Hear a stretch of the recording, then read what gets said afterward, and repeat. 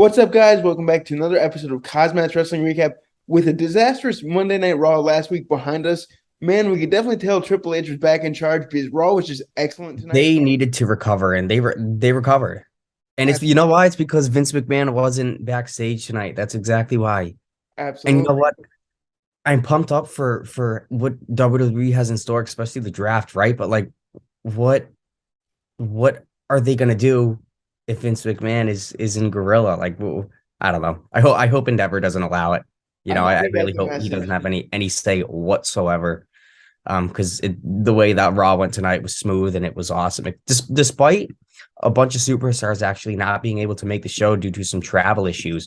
So this was kind of heartbreaking to hear. That sucks. I hope everybody gets back home safe nonetheless. But the way they opened up Raw was the right way, and it was a nice pop. The way that this crowd started, they were hot, and then as the night went on, they kind of died down a little bit. You know what I mean? Like it was a good show, but it's like the crowd just kind of lost it throughout the night. But the way that they opened it up, Rey Mysterio coming out to beautiful ovation from the crowd here in Seattle, Washington, talking about basically how crazy of a year it's been with his son turning into a complete punk, basically hoping to end everything at WrestleMania until Dominic comes out, issuing a response back and forth. Rey Mysterio bringing up the Bad Bunny being involved, and Dominic saying, you can't have anything be done yourself. You had Bad Bunny help, blah, blah, blah. So I know we're going to get Bad Bunny and Ray versus Dominic and either Damian or Finn Balor at Backlash. But Dominic was actually he kind of messed up his lines at the beginning of his at the beginning of the promo. He couldn't really recover from it, but he just was getting so much heat. And you know what? He's a big star already as it is. He's playing it off so well. Rey Mysterio says, you know what, get in the ring with me now. Let's do it like men. Dominic says, no, it's not going to be me. It's going to be this guy. Finn Balor comes out. Beautiful singles matchup between Ray and Finn Balor. Balor was able to put away Ray with a coup de grace for the win. Rey Mysterio taking L's, it's not hurting him, you know what I mean? And he's doing it for the love of for his son, you know what I mean? And I think that the way they're handling this feud, especially, they're handling it very well, especially after WrestleMania. It was certainly interesting to see Finn Balor wrestle, especially after having what was it, 14 sables put into his head from a ladder match from with Edge at WrestleMania. It was nuts. Absolutely insane, man. Finn Balor's a warrior. He really puts that demon character. He lives that in real life, man. After getting 14 or so stitches, I think it might have even been a few more than that. Mm. It's just an absolute war he went to with Edge and having him have a match on Raw just a few weeks later. Absolutely incredible. I think this was a great way to enhance the storyline, and I cannot wait to see what they do next with it. Speaking of, can't wait to see what happens next. Let's talk about our next segment. So Lita was actually discovered backstage right after having been attacked by like an unseen, I guess, a silent. We're not really sure who attacked Lita. Stratus offered to take Lita's place in the women's tag team title match next with Lynch against Raquel Rodriguez and Liv Morgan. Good matchup, but it was a little bit messy. And you know what? I think it was kind of last minute put together. I'm not really sure the story behind it, but we don't know who attacked Lita. This is going to be certainly interesting.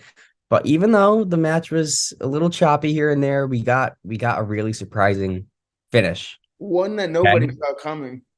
Nobody saw it coming. Lynch tags in Trish Stratus, taking out Raquel Rodriguez at ringside, paving the way for a chick kick. However, Liv Morgan ducked and rolled Trish Stratus up for the pin to win the tag team titles for her and Raquel Rodriguez. Becky Lynch didn't seem too broken up about the loss. She actually raised Trish Stratus' arm after the match. But what do you know? Trish Stratus, excuse me. Trish, whatever you say, attacks her before nailing a chick kick to knock her out cold. Did Trish Stratus attack Lita backstage? Was she the assailant? I don't know. But hey, she costed Becky Lynch and Lita the women's tag team championships. It was definitely interesting. I'm really excited to see heel Trish. I think this is setting up for a match between her and Becky Lynch at Backlash. We'll just have to wait and see. But I didn't expect excuse me to excuse me to lose the titles, oh, right? me Especially with neither. her, but the way they did it, I think it was perfectly executed. The match was but you know what? It was Huge good. payoff at the end. It was good. Following their brief encounter from the Andre the Giant Battle Royal on SmackDown, finally Bronson Reed gets some spotlight, and also Bobby Lashley, singles fallout. Okay, the match was a little sloppy, but it was a good sloppy. You know what I mean? Yeah, it was all over the place. Right? It was all over the place. So it literally was from inside the ring, then back outside, then inside the ring, then back outside. And you know what? Reed literally couldn't let Bobby Lashley apply the hurt lock, right? Like you think about Chris Masters and his lock, like Bobby Lashley was the one to get out of that, I think it was. Bronson Reed couldn't even let Bobby Lashley apply the hurt lock properly, That's a right? big lot of man right there to freaking put the hurt Match lock. ended up back out ringside, just a crazy bout, double count out. Perfect way to end that match on a double count out. I don't want to see one man go over the other or whatnot. I say keep this going. I think we're going to see these two fight it out at Backlash. But you know what? It was a genuine matchup, and I don't know. I'm just happy Bobby Lashley got that spotlight because past few weeks, man, it hasn't been going Bobby's way nor Bronson Reed's. I have to say, I had high hopes for Bronson Reed, and tonight's match certainly delivered for me. Mm. It really showed that he could hang with a main event star. We got to remember, Bobby Lashley's a former WWE champion, and Bronson Reed really showed that he could be in that main event scene rather quickly. So I'm excited to see what happens next. This is something that Bronson Reed really needed, to be honest. You know what I mean? Especially after WrestleMania and Bobby Lashley. This is just something that they both needed. And Triple H, he just sold it tonight. Speaking of sold, Cody Rhodes came out basically giving a promo about how he lost at WrestleMania, apologizing to basically everybody, then jumping ship, talking about Brock Lesnar, admitting he was scared of the beast, but he still wants to fight him. No interruptions here. Cody Rhodes just did a great job selling all over again, basically grabbing the bull by the horns, challenging Brock Lesnar to a match at Backlash. It just was awesome compared to when he was, of course, taken up on Roman Reigns at WrestleMania. He's doing it all over again, but basically against the Beast incarnate now. This is going to be a cool matchup, but I'm going to be quite curious to see who the winner is of this. Absolutely. You know what? Cody is one of the best on the mic, without a doubt.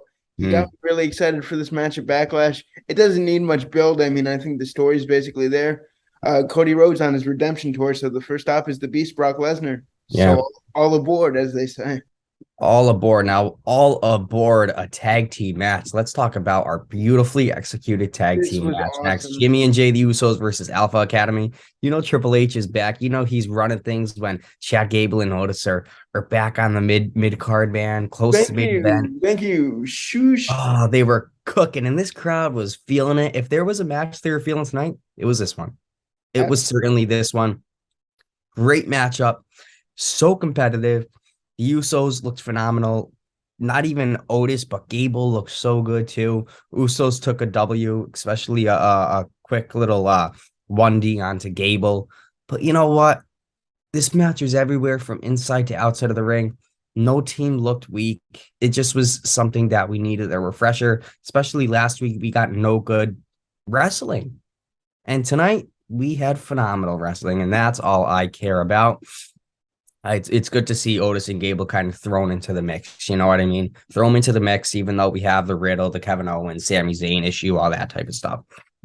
Now, before we get to our main event, there was one more stop: Io Sky versus Piper Niven versus Mitchum Mia Yim.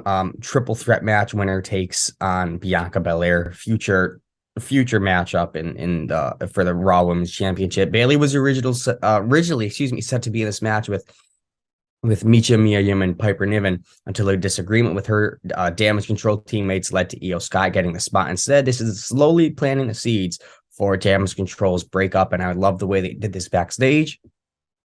Man, Io Sky has been cooking the past few weeks on Raw. The past 2 weeks on Raw. Crazy. She's been all over all over. So you know how they call her the genius of the sky? Now I see why. It didn't take, 2 weeks. It took a few months for me to slowly get to see Io Sky, and then just these past 2 weeks, phenomenal. And she is going to, hopefully, I don't think she's going to dethrone Bianca. I actually would like to see it, but she took the W, so it's probably going to be Io Sky and Bianca at Backlash, if I have to guess. But wow, Io Sky looked so good. Absolutely, man.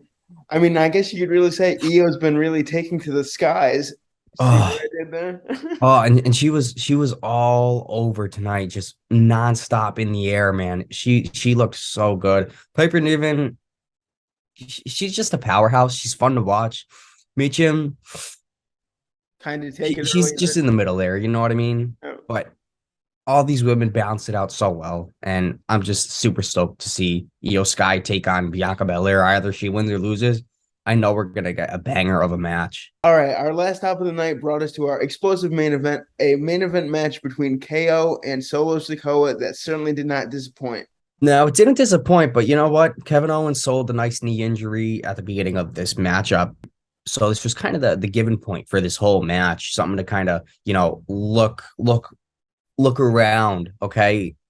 Kevin Owens sold it very well, especially after the match. But we'll get to later on after the match. But these two work very well together. This isn't just the first time they met each other in the ring on a Raw, but every time they do this, they kind of look a little bit better. And you know what? I wouldn't mind seeing it again. They had a long time to work, and they packed a lot of minutes into the 10 to 15 minutes that they actually had wrestling. Usos were at ringside.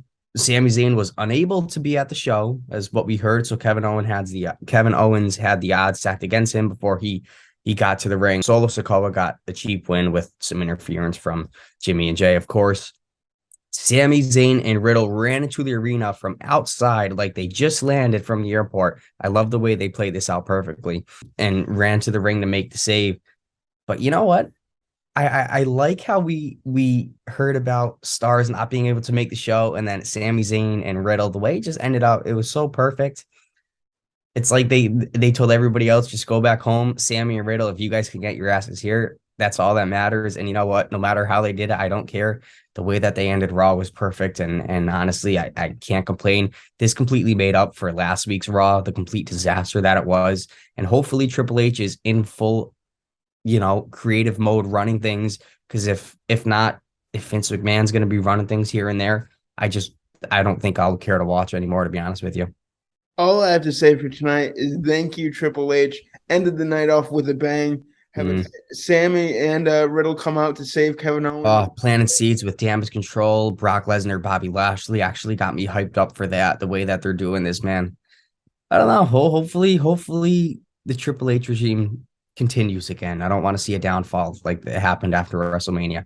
Setting up for Backlash 2, man. We're in for some good stuff. One thing is for sure, KozMatt will keep you guys updated on all the wrestling info that you need to know. And we will have a SmackDown recap for you on Saturday. And we will see you guys next time. Until then, peace out. Peace. This has been KozMatt. Thanks for watching.